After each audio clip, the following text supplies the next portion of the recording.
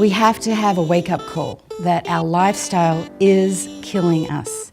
We have this chronic disease epidemic, and when I say chronic disease, I'm talking about heart disease, diabetes, cancer, arthritis, dementia. And so our health is impacted by so many lifestyle effects. Sleep, food, physical activity, stress, digestive health.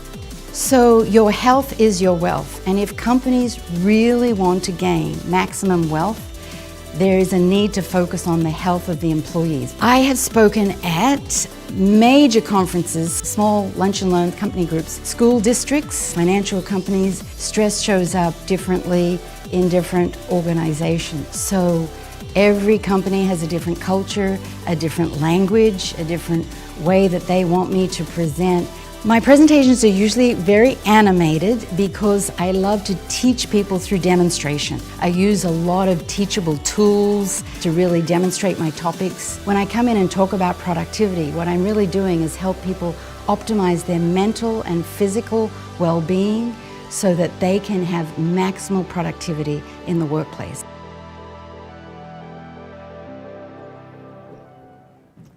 Hello.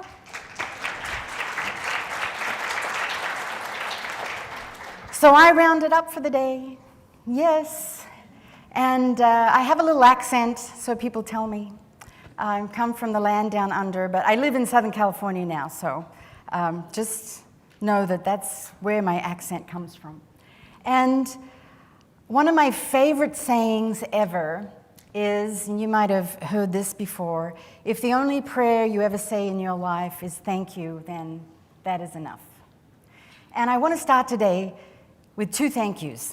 First of all, thank you from every resident and intern that never said thank you to you for saving our butts those first 2 years. So I went to medical school in Sydney, Australia, and this is me in the 80s. And I was working in intensive care, and I had no idea what to do. And you know, you've been there. You've saved many residents and interns in their first year. So I say thank you on behalf of them. And the other thank you that I want to give is for your empathy and your compassion and the amazing work that you do. And I learned about compassion from my mom. This is a picture of my mom at 90. In Australia, we would say she's as healthy as an ox. No medications, no eyeglasses, and she was called the mayor of her aged care center because she knew everyone and everyone knew her, and she knew everything about everybody. And I left Australia 27 years ago to marry the love of my life, who happened to be American, and he happens to be here today. And we celebrated 26 years this year. And so my daughter, our daughter, is half Australian. So every year of her life, I would take her back to Australia. So she knew her grandma and grandparents, and she knew what it was like to be Australian. And then about a couple of years ago, I got that call that you never want to get. And it's my sister who still lives in Australia. And she said, Karen, Mum's had a fall, and I think you need to come. So, of all things, she was spraying fly spray. We have a lot of flies in Australia. Fly spray in her bathroom, and she fell. She slipped on the fly spray. And so that night, I was on a Qantas plane to Brisbane, 14 hours. Anyone been to Australia? Yes, it's a grueling flight, right? I'm pretty used to it now, but it's a long flight. Straight to the hospital to see my mum in a very different place. And my sister and I spent a week at her bedside, and I am here to just thank the nursing staff for what I would call sacred encounters. I don't know if you use that term, but that's the term that I use of our time of meeting nurses that came, different shifts. I will never see them again, of course, but they became part of our family, and they allowed my sister and I to have this beautiful ending to my mom, and she passed with grace and peace and dignity, and I am so grateful. So a huge thank you for the work that you do. And in the work that I have done in my life, I've often considered this word vocation. And the word vocation comes from a word that means a voice. It's not something, especially in the healing professions, it's not something that we choose to do as a goal. It's a calling that we hear.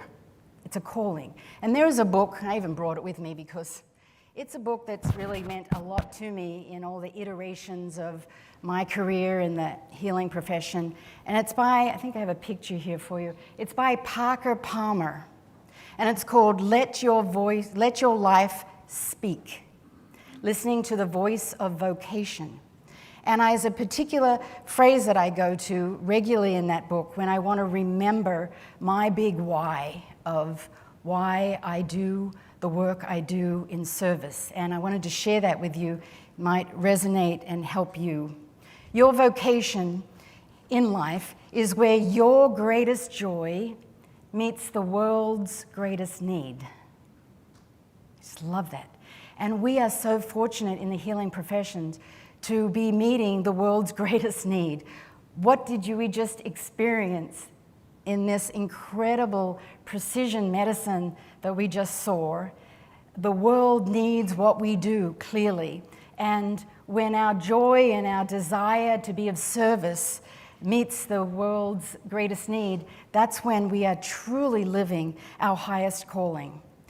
Yet, giving, and being compassionate and showing empathy is exhausting because you're giving all the time. And I love this saying, when your compassion does not include yourself, it's not complete. So today I get to give back to you. So this is this short amount of time we have at the end of today for you to be able to learn how to take care of you. And I'm going to do it in a slightly different way. I'm actually going to call on the power of our second brain. I'm sure you know what that is. And you've heard of this term, compassion fatigue. We've all heard of that. And I love this particular image of it because it's literally when the dial is empty. We've got nothing left because we've been giving, and we haven't been filling up. So I'm going to give you some, and of course I have a very short amount of time here with you, but I want to give you some ideas about how you can fill up. And without it completely changing your life and having to stop your life, because we've got work to do.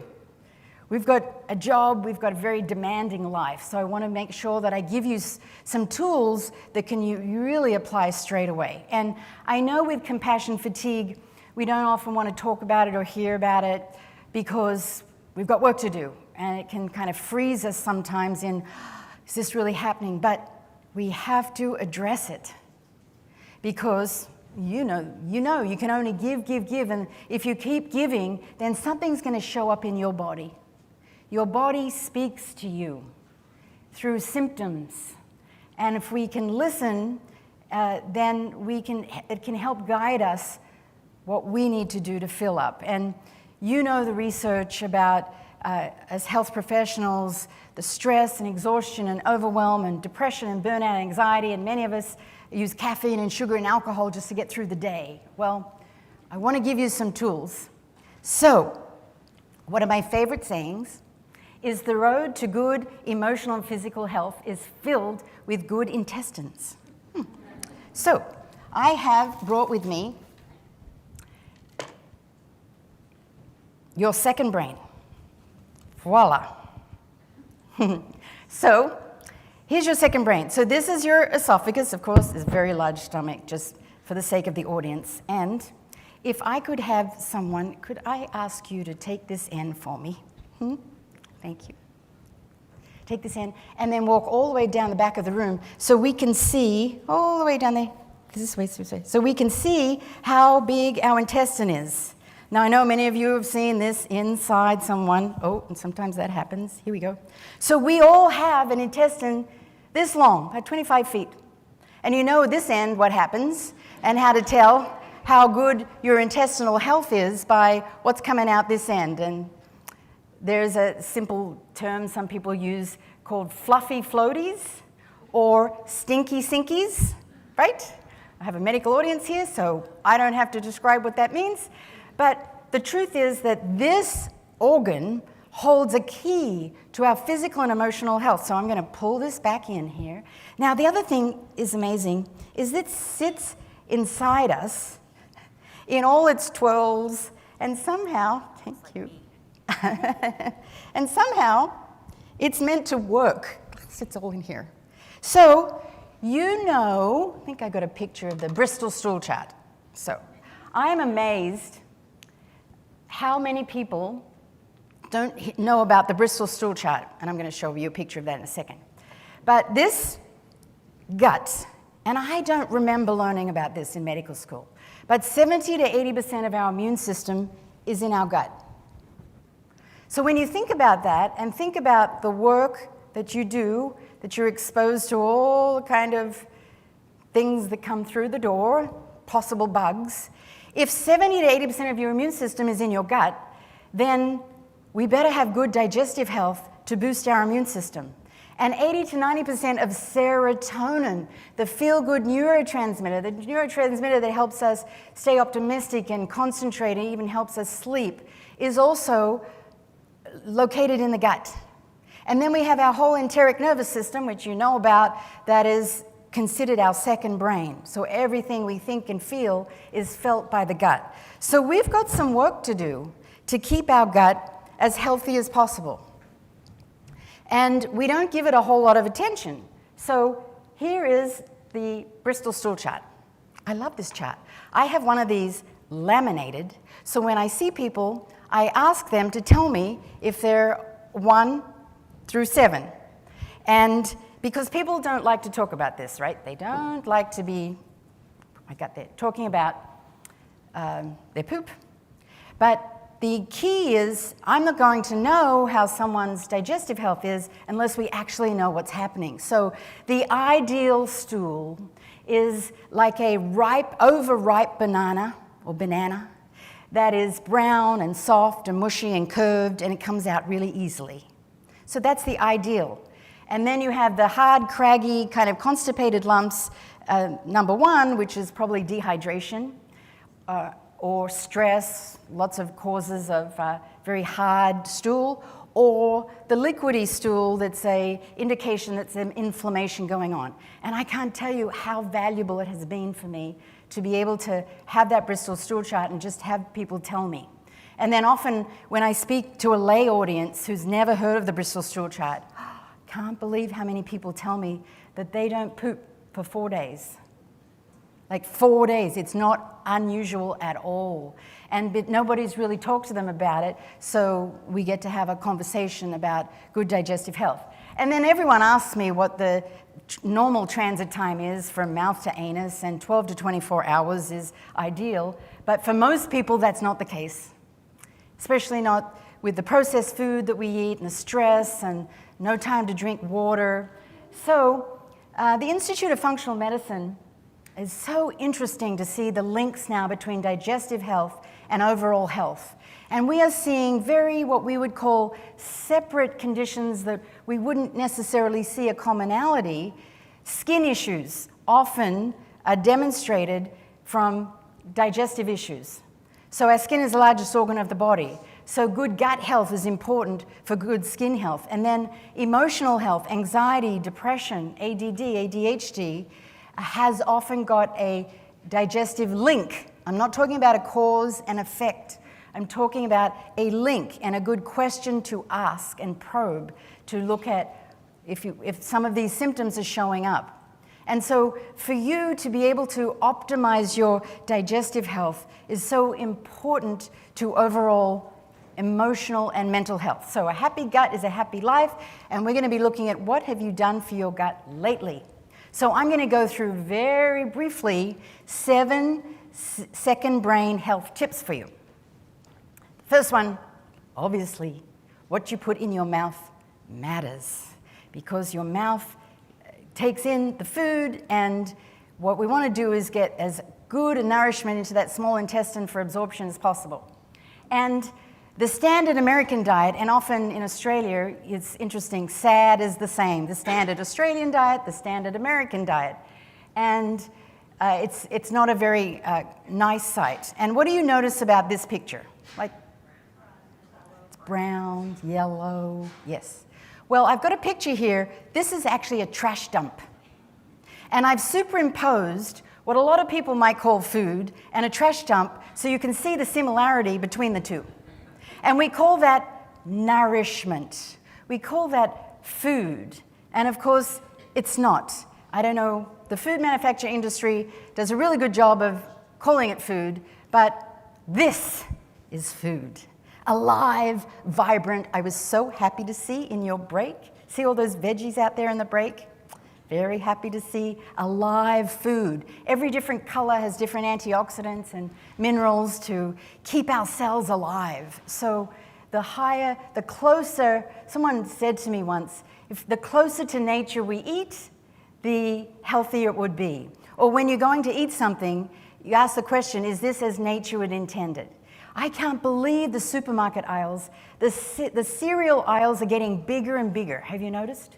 And the other day I saw a cereal box with a unicorn on the top, like an actual cute little toy. And it was right at about this level in the aisle where the kids are walking down, because all perfectly placed for marketing. And it's marketing obesity to children. And they get away with it. So my second tip is to reduce sugary food. And when you start to see the amount of sugar in some of these foods, and it's really surprising. I actually have, and I brought it here to show you here, this, which a lot of kids would drink, like a whole thing of this, 64 teaspoons of sugar in one of these. And why am I talking about sugar? Well, for many reasons. Sugar and the resultant increase in insulin creates inflammation of the body. Sugar is fattening. For a long time we were saying, oh, it's all about fat, fat is fattening. But then we started to eat all these fat-free foods. Sugar is fattening. And it also creates a lot of dis-ease, inflammation in the body. And I'm going to talk a little more about this. Oh, and I have another little one here. Okay, so I've covered up the name, but it's pretty obvious to see what it is and how many teaspoons of sugar is in one of these. And it'd be so easy to get through one of these just sitting in a movie, right? Because this candy is pretty cool. But when you start to really look at sugar and start to really look at labels, it gets pretty scary where sugar is hidden in so many foods.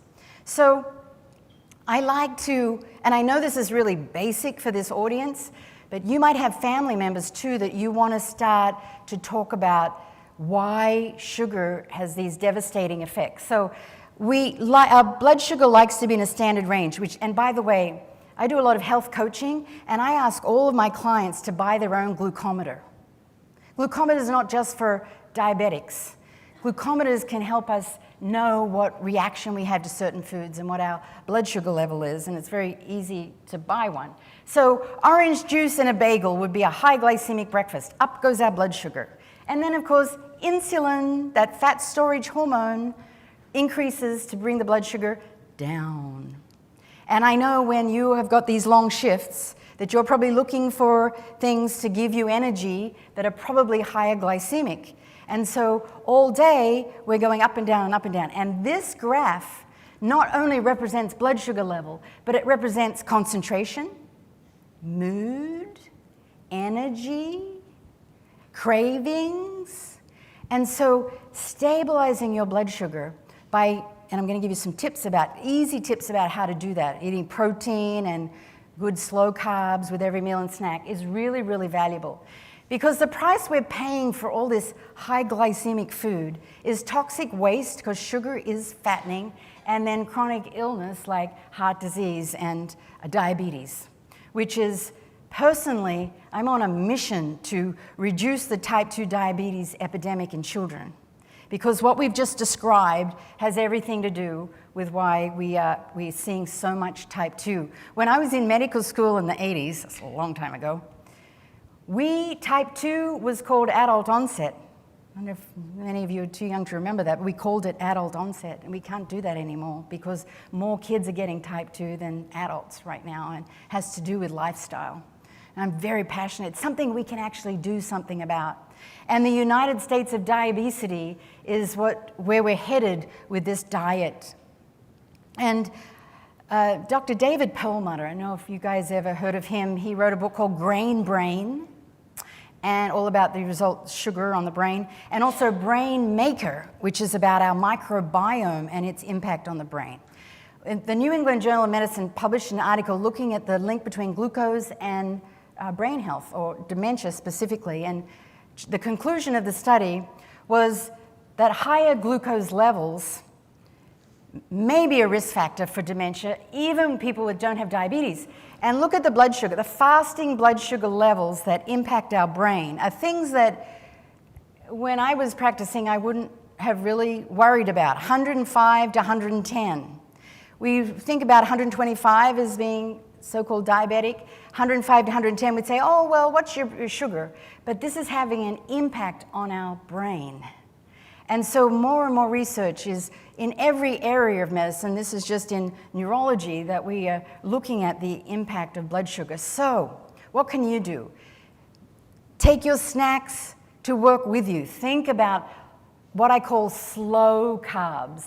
The way I classify carbohydrates is fast, which is like cookies and candy. Just think way Halloween and think fast carbs. And slow carbs like veggies, like the things out there, and protein. And just have that available all the time so that you're not in that situation where your energy is slumped and you've got to go and get whatever's fast. Now, it's easy for me to say, oh, just do this. But there's a thing called sugar addiction. Who actually thinks that there's a thing called sugar addiction? Okay. Good. Because a lot of people haven't heard that term. There's a gal. And again, you have one of my little bookmarks. If you have any questions about what I'm talking about, I have lots of resources on my website, and you can always email me if you forget some of these names that I'm mentioning. But Kathleen Desmaisons has done some of the best work in sugar addiction.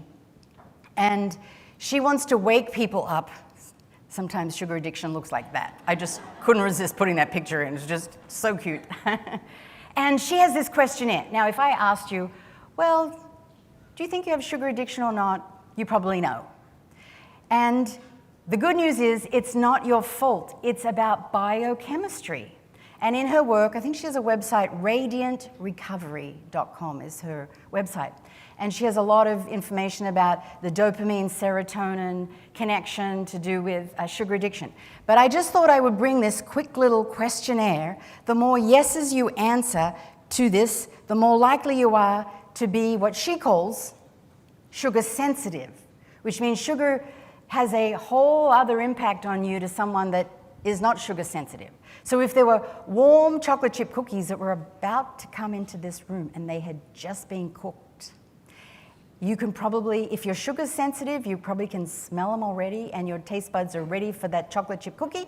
Whereas someone that just ate and is not sugar sensitive say, oh, I don't want that. There's a difference. So the more yeses, I really like sweets. I like bread, cereal, popcorn, pasta. People don't think of those as sugar, but they're sugar. And I have had an alcohol problem because Kathleen's work is so interesting that the brain pathway for alcoholism is very similar to the brain pathway for sugar addiction. And if ever you've been to an AA meeting, you'll see in the back of the room pastries, cookies, candy to help that part of the brain, substitute addictions. So it's so interesting when we start to realize, whoa, and I do stand before you as a recovering sugar addict. I will admit that. So this has been near and dear to my heart and to learning the techniques to help me stay in balance.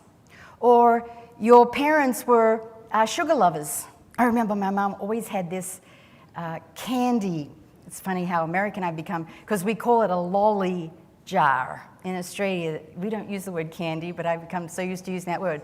A lolly jar. She thought it was hidden, but we always knew where it was.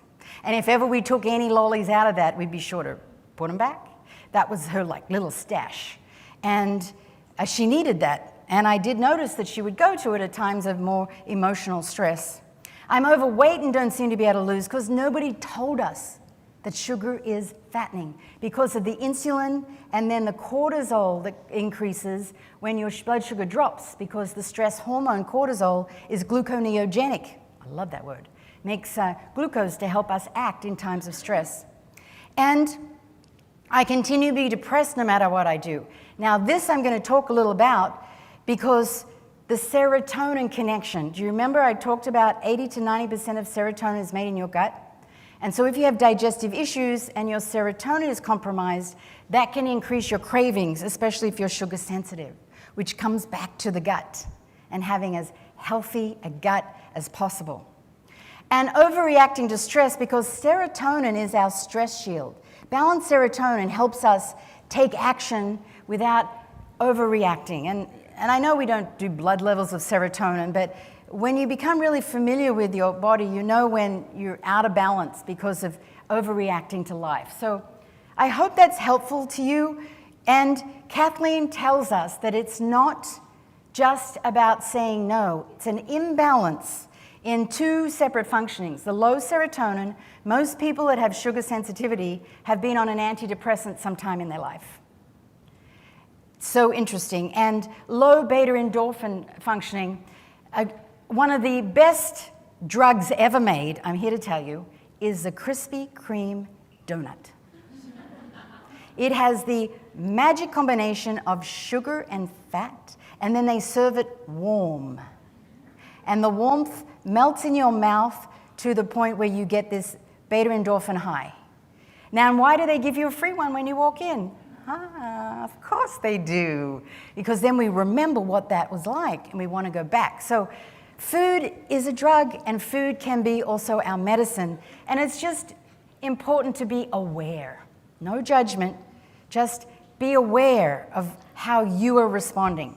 And with my clients that I work with sugar addiction, I help them with some natural serotonin boosters. So I'm not saying pharmaceuticals are bad, of course not. It would be my dream that every time Paxil or Prozac was written, there'd be also a little script that had natural serotonin boosters as well, to add to the efficacy. Because we know that things like eating protein with every meal and snack, you need tryptophan to make serotonin. So eating protein regularly throughout the day gives your body tryptophan, and then the carbohydrate, here's how the story goes. When I was taught this, it was so valuable. So I'm going to tell you the little story. Now this is how I teach people in a very simple way, that when you eat a protein, you get all these amino acids, and tryptophan is the runt of the amino acid litter. So the muscles don't want tryptophan. So when you take a carbohydrate at the same time as a protein, the insulin diverts the good amino acids to the muscle, and it leaves tryptophan all alone to run across the blood-brain barrier to make serotonin. Now, you could pull the science of that. I know there's all kinds of deep science that I could go into this, but the reason I teach people that is so that you think, okay, protein with every meal and snack. How can I get protein here? And when you go and have lunch at the hospital, your first thing you think about is protein and some kind of slow carb, some kind of vegetable with every meal and snack that will help you with your serotonin levels. Sunlight. We're lucky in Southern California, we get sunlight, but if you're working 12-hour shifts, you may not be getting a lot of sunlight. So you know about the full spectrum light bulbs that help make serotonin. Seasonal affective disorder that you see up in some of the northern states is from low serotonin. So you need to make sure you either get sunlight or full spectrum light. Exercise, one of the best ways to get serotonin and beta endorphins and many, many benefits of exercise. Any exercise, any practice that engages the parasympathetic nervous system, that relaxes you, prayer, any kind of mind-body practice that you do, boosts serotonin. Social connections. So being connected to each other, which of course you get a lot in your work and hopefully from each other in your day-to-day practices and your friends. Not the Facebook friend kind of social connection, but the true, authentic connections boost serotonin. Massage boosts serotonin. Probiotics, because 80 to 90% of serotonin is made in the gut. So you want to make sure your gut flora is really well balanced, which is one of the other keys that I have for the gut. And sleep, cycling of sleep. Sleep gets very forgotten as a major lifestyle practice, but the cycling of sleep helps boost serotonin. So I hope that gives you some tips about helping you look at how you can integrate practices, and of course you don't do them all at once. And the answer is, because some people also think carbs are bad. No, we need carbs. Our brain and body needs carbs. But it's the spiking that creates inflammation and imbalance in our body. And it's the kind and the amount that we eat. And we could talk way more. You can certainly, I have some great simple recipes. I am not a cook. If my mom knew that I had a thing called Karen's Kitchen on my website, she would be very amazed, because I'm not a cook. But I like to make simple things like cauliflower rice. Anyone made cauliflower fried rice? It's amazing, and I make it for guests, and people have no idea it's cauliflower. Cauliflower fried rice. I got a little recipe. I get all the ingredients from Trader Joe's. Simple. Spaghetti squash. Instead of spaghetti, you can get the fork, and so you get spaghetti. I love, cauliflower mashed potatoes. Like pho, I call it F-A-U-X, mashed potatoes. So there are lots of ways to help balance our blood sugar and still taste super, super good.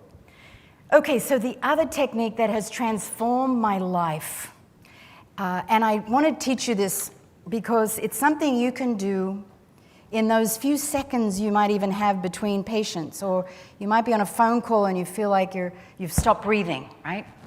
So if you could put one hand on your abdomen and then one on your chest, and just sit back in your chair. I'm sure you've heard about this, but it would be really helpful just to practice abdominal breathing. Now, the idea is that this hand's not going to move, your chest is not going to move. The whole abdominal breathing is actually when we're actually allowed to let our stomach out. We breathe in and our abdomen pops out. Breathe in through the nose and out through the pursed lips.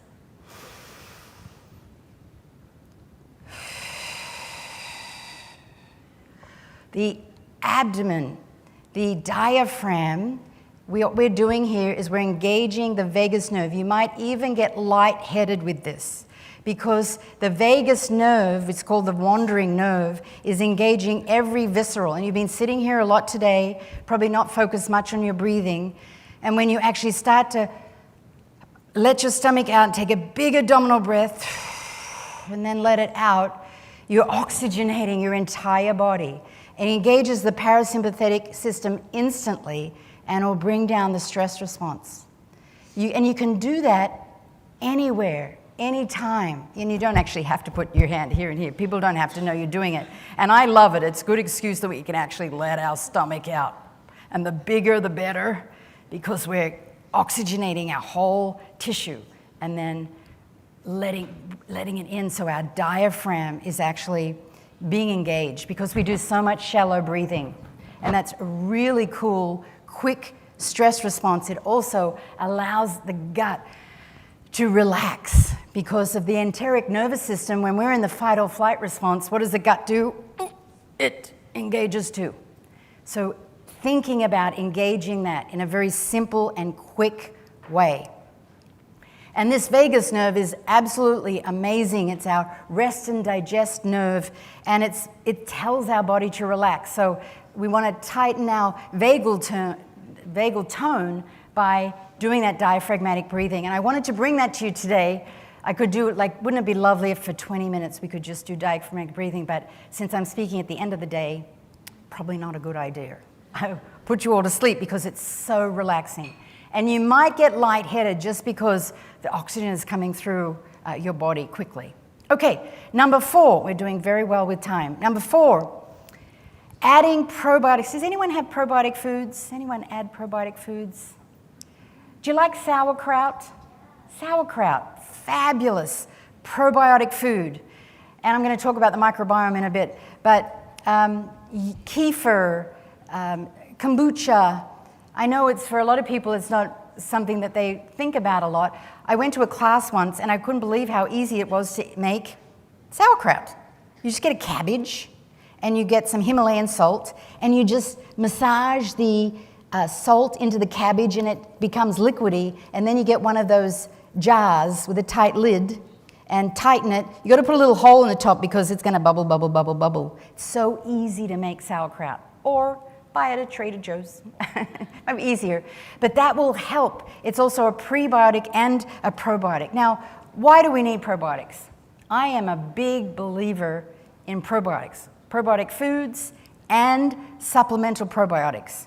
Because our gut has been through a lot in our life. And sleep deprivation hugely impacts our microbiome. Stress, age, illness, antibiotic use in our lifetime, poor diet, poor hydration, these all impact our microbiome and environmental toxins. And even if you were to eat really purely organic, we are still exposed to a lot of environmental toxins that are impacting our microbiome. And I want to talk to you about our microbiome because this, to me, in the work that I do in nutritional science, is one of the greatest new discoveries. It's like I never talked about the microbiome in medical school. It's like a new organ. It's actually an organ. And did you know that we're actually only 25% human? I'm not sure if you get this training in the work that you do, but 67% of our cells are actually bacterial and 8% are fungal. And you remember the germ theory? Like, we're really familiar with the germ theory that every germ is bad and we've got to have this antiseptic environment. And of course, in some cases, that's essential. And in our life, it's turned out that we need these commensal microbes for every function of our body. And it's this collective community, I call it like a rainforest, that is inside of us and has been decreased from all of those lifestyle factors. Our microbiome and the genes of our microbiome are now becoming major implicators in every kind of illness. So we talk about genomics, the human genome, but now the microbiome genome is being considered in connection with illness. Every area of medicine is talking about the microbiome. So I have this picture, like, are we really human? Like, this is a whole new discovery from when we were trained, when I was trained.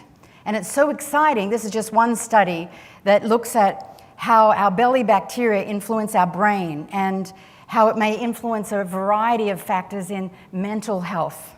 So in neurology and psychiatry, they're looking at the microbiome. And to this day, we can't say what an ideal microbiome is. We're still in research. But what we can say is it has to be diverse. Like a rainforest, you need all of the diversity. So the more diverse the microbiome, the healthier it is. So this little brain in our innards, in connection with the brain in our head, partly determines our mental state and plays key roles in every disease. So I hope that you'll really give your gut, your digestive system, a lot of attention when you are taking care of you. And know that these microbes that live inside of you are super important. And you're probably hearing about fecal transplants. They do them a lot in Europe now. They do somewhat in the United States, but it's much more popular in Europe. And C-section babies, the baby doesn't get the inoculation of the microbiome coming down the vaginal canal, so they're taking the vaginal secretions and putting it on the baby's skin and in their mouth, in their ears, because that first inoculation is so important to your overall immune system. So we're making shifts and changes in medicine. Now, I did want to remind you, well, that says org at the end. If you want to know more, because my time with you is so limited today, I just wrote, just this year, 50-page ebook on your gut matters and your second brain. It's beautifully illustrated, talks about the microbiome and mental health. You can just go to my website, drkarenwolfe.org, and it is free for you. It's a beautiful, beautiful ebook. Okay, so winding down, number 5 is exercise. Exercise is a potent antidepressant. Maybe we talk We talked about that link between exercise and serotonin. It also helps with insulin sensitivity. It helps our insulin receptors work better, amongst many other things. So moving your body and making a commitment. If you have a little Apple Watch or some kind of Fitbit device so that you can keep yourself accountable to how many steps. And I know you must move a lot of steps every day because you're on your feet. And that exercise is just as helpful. In fact, it's more helpful. So the American College of Sports Medicine now is saying that moving all day like you are is more beneficial than going to the gym for an hour and pounding it and then sitting for the rest of the day. That's great news. It's really good news. So there's something positive that I shared with you today. And they have a thing now called sitting is the new smoking. People that just sit all day, their risk factors are showing up as hugely impactful for their health. So have a little tracker, and if you don't have a tracker, get one, because you must move, I'd say, 20, 30,000 steps a day, I bet, if you're on your feet all day, which is amazing. Because you're moving, your body, our body is a system that needs to be moving all the time. And then water. I have to say, this is my hardest one. It's always has been, getting enough water. And especially, you know, if you have to go and pee all the time, it gets kind of inconvenienced. But we know for your digestive system and your overall system, you need to be drinking half your body weight in ounces of water. And with a minimum of 80. So if you're only 100 pounds, you still need to drink 80 ounces of water. And some tips, you know those diffusers? They've changed my life, that I can actually put nice flavored cucumber and orange slices and limes and lemons to make it taste better, and then to keep refilling your water bottle, and also to eat your water. You know, a lot of these veggies like cucumbers, they're 95% water. So that counts too. So get your water, it's so, so important. And my final tip, and maybe my most important one, is to receive support. Because the work you do is giving, giving, giving. And I want you to put this high on your list of to-dos for yourself. And I love dogs, so I just love pictures of dogs. But look at this. The research is showing us that social relationships, or lack thereof, constitute a major risk factor for health, as high as cigarette smoking, obesity, high blood pressure. And the book, Reversing Heart Disease by Dean Ornish, remember that long time ago that he wrote that book? He did a follow-up book called Love and Survival that documents research about the healing power of love. And it's an amazing book, one of my favorites, because it actually talks about love as an entity for us to focus on. And I don't mean this kind of social connections, because this is pretty concerning when we're starting to see disconnection. We need to hold each other up. And I know you probably have such great friends that you work with, you understand the stresses of your particular job, and you know to go to each other and to hold each other up. And I wanted to give you a resource. Have you heard of Brené Brown? Brené Brown. If you haven't, Brené, I know, B-R-E-N-E, Brené Brown. She is a research scientist, and she has done social science work and studying on courage and empathy and shame and bravery. And some of her books are listed up here: The Power of Vulnerability, The Gifts of Imperfection. She's just a beautiful speaker and writer. And she has I came across her work. I just love, it's very inspiring to just read about vulnerability and empathy. And she has a very short little video, it's just 3 minutes long, you might have seen it, that gives us a contrast between empathy and sympathy. And in today's world, especially what happened just a couple of days ago up just north of us, when we don't know how to support someone in difficult times, this short little video was just so inspiring to me that I wanted to share it with you. So what is empathy, and why is it very different than sympathy? Empathy fuels connection. Sympathy drives disconnection. Empathy, it's very interesting. Teresa Wiseman is a nursing scholar who studied professions, very diverse professions where empathy is relevant, and came up with 4 qualities of empathy. Perspective taking, the ability to take the perspective of another person or recognize their perspective as their truth. Staying out of judgment, not easy when you enjoy it as much as most of us do. Recognizing emotion in other people and then communicating that. Empathy is feeling with people. And to me, I always think of empathy as this kind of sacred space when someone's kind of in a deep hole and they shout out from the bottom and they say, I'm stuck, it's dark, I'm overwhelmed. And then we look and we say, hey, you climb down. I know what it's like down here. And you're not alone. Sympathy is, ooh, it's bad, no. You want a sandwich? Empathy is a choice, and it's a vulnerable choice, because in order to connect with you, I have to connect with something in myself that knows that feeling. Rarely, if ever, does an empathic response begin with at least. Yeah. And we do it all the time. Because you know what? Someone just shared something with us that's incredibly painful, and we're trying to silver lining it. I don't think that's a verb, but I'm using it as one. We're trying to put the silver lining around it. So, I had a miscarriage. Oh, at least you know you can get pregnant. I think my marriage is falling apart. At least you have a marriage. John's getting kicked out of school. At least Sarah is an A student. But one of the things we do sometimes in the face of very difficult conversations is we try to make things better. If I share something with you that's very difficult, I'd rather you say, I don't even know what to say right now, I'm just so glad you told me. Because the truth is, rarely can a response make something better. What makes something better is connection. Isn't that beautiful? And that's Brené Brown. She was actually that was her voice that was giving that. And for me, I'm very blessed to have a family and my dogs, Jeannie and Max, to just give me unconditional love. And I just feel like dogs, they just know. They just witness to us.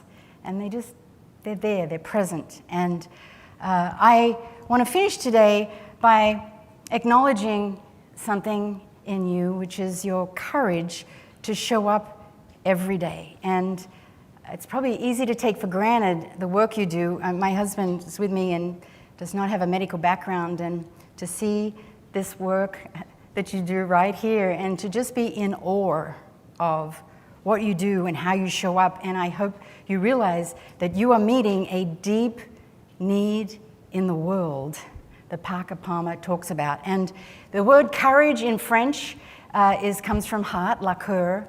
And in sign language, the sign for courage is the same as the sign for brave, which is the same as the sign for health. And I want to finish today with a gift to you. And one of my good friends, Janice Stanfield, Janice Stanfield, she writes heavy mental music. And I have a song for you that I'm going to sign for you today to just acknowledge the courage that you have, that you show up every day and make a huge difference in the world. So.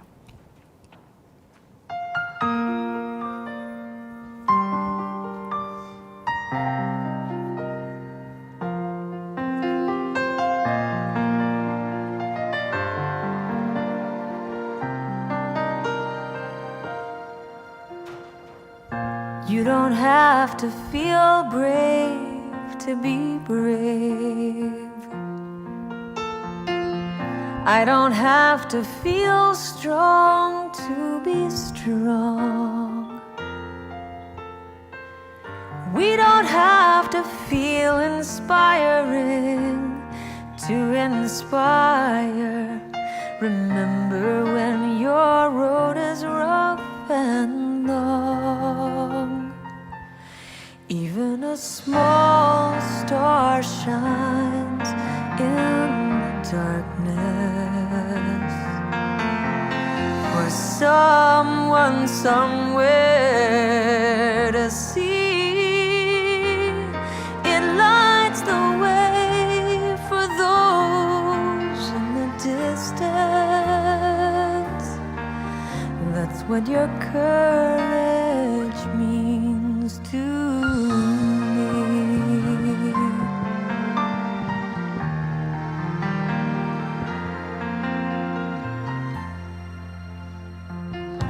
Maybe there are times you feel lonely, like no one sees the world the way you do. Remember, each of us is made uniquely, and no one ever sees their own magnitude. Even a small star shines in the darkness for someone somewhere to see. It lights the way for those in the distance. That's what your courage means to me. So don't be afraid to be a little brilliant. Don't be afraid to shine in someone's eyes. If we can trust the gifts that sometimes make us different, then we can all learn to shine, shine, shine.